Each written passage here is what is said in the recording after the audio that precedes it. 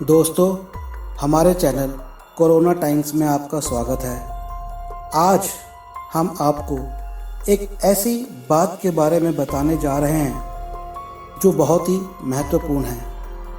आप कोई भी हो, आम दर्शक हो, वैज्ञानिक हो या कोई मंत्री हो, इस बात को ध्यान से सुनें। ये इतिहास का एक ऐसा विषय है जिस पर यदि ध्यान नहीं दिया गया तो कभी भी आने वाले समय में ये एक महाविनाश का विषय बन सकता है जो लाखों करोड़ों जिंदगियां भी तबाह कर सकता है। तो दोस्तों, आज हम शुरू करते हैं एक बहुत ही महत्वपूर्ण कार्यक्रम जिसमें हम आपको बताएंगे कि किस तरह से आसमान से परमाणु टुकड़ों की वर्षा हुई। तो पेश है आज का कार्यक्रम आसमान से परमाणु वर्षा।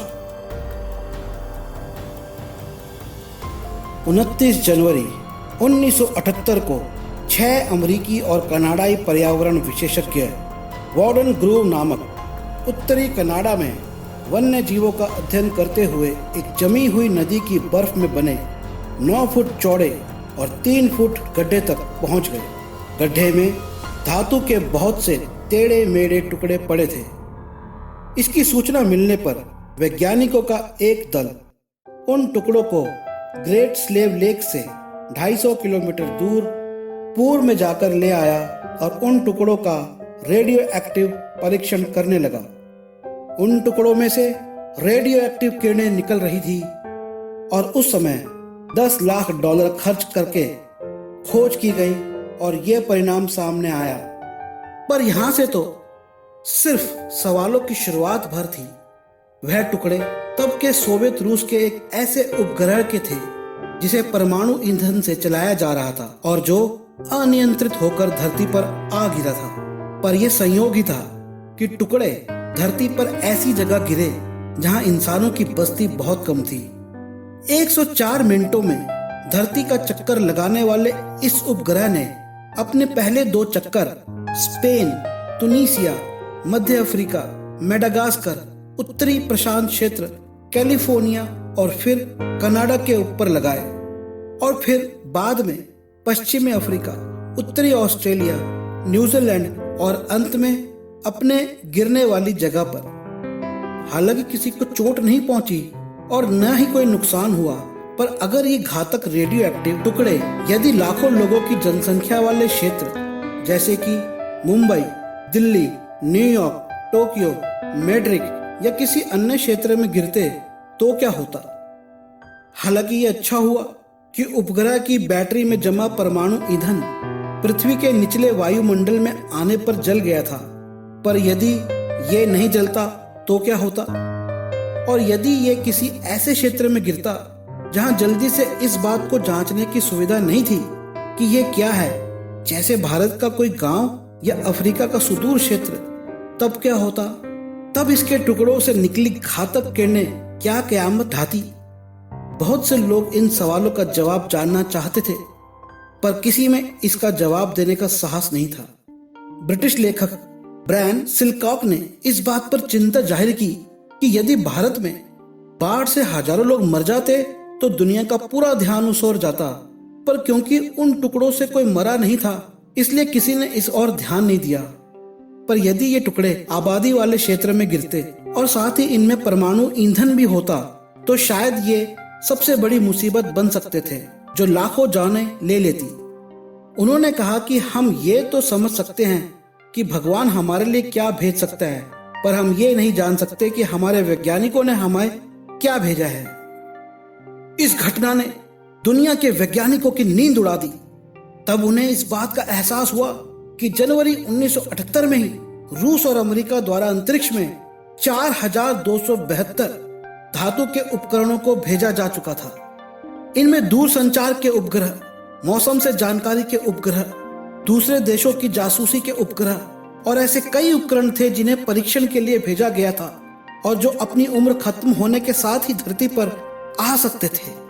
1968 से 1978 के बीच ही इंसान के द्वारा बनाए गए ऐसे 5000 उपकरण पृथ्वी के वायुमंडल में आकर जल चुके थे। 1960 के दशक में ऐसे 2 उपकरण थे जो वायुमंडल में प्रवेश करने के बाद भी जले नहीं थे, पर संयोग से वो समुद्र में गिर गए थे और किसी को क्षति नहीं पहुंची। कनाडा में मिलने वाला वह रूसी उपग्रह कॉस्मोस था, जिसे 18 सितंबर 1977 को मध्य एशिया के ट्यूटम से छोड़ा गया था। पश्चिमी रडारों ने तो इसे हवा में छोड़ते ही पकड़ लिया था। ये पश्चिमी देशों की जासूसी करने वाला एक उपग्रह था जो अपने से पहले भेजे गए उपग्रहों से ज्यादा ऊपर नहीं गया और धरती से केवल 150 मील ऊपर ही पहुंच सका। रूसी वैज्ञानिकों और उपग्रह के बीच में हुए संपर्क से पता चला कि ये जल्दी ही खराब हो गया था और जनवरी की शुरुआत में ही अमेरिकी वैज्ञानिकों ने इस बात का हिसाब लगा लिया था कि ये 1 महीने में ही टूट जाएगा। इस उपग्रह से जानकारी देने के लिए रूस ने आश्वासन मात्र दिया, पर बहुत जोर डालने पर 16 जनवरी को रूस ने ठोस जानकारी दी कि इसके विस्फोट से कोई बड़ा खतरा नहीं था, जबकि असलियत ये थी कि इस उपग्रह कॉस्मोस 954 की बैटरी में 50 किलो यूरेनियम 235 मौजूद था। उस यूरेनियम से निकली ऊर्जा से बड़ी मात्रा में बिजली बनाई जा सकती थी। अमेरिकी उपग्रहों की बैटरी में भी हालांकि रेडियो एक्टिव ईंधन था, पर वे यूरेनियम नहीं बल्कि प्लूटोनियम का आइसोटोप था जो जल्दी जलता था। लेकिन रूसी उपग्रह में लगा यूरेनियम धीरे धीरे जलता था, जिससे कि उसके लंबे समय तक जलने से खतरा लंबा रह सकता था।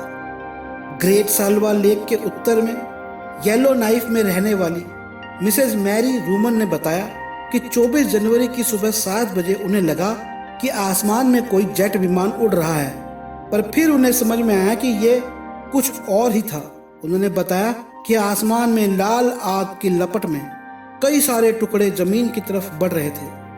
उस घटना के बाद अमेरिका ने बड़े पैमाने पर हेलीकॉप्टरों से रूसी उपग्रह के टुकड़ों की खोज का अभियान चलाया और सैकड़ों किलोमीटर में फैले टुकड़ों को इकट्ठा किया, जिनसे घातक परमाणु किरणें निकल रही थी। इसमें कोई संदेह नहीं कि इंसान निरंतर वैज्ञानिक और तकनीकी खोज में लगा रहेगा।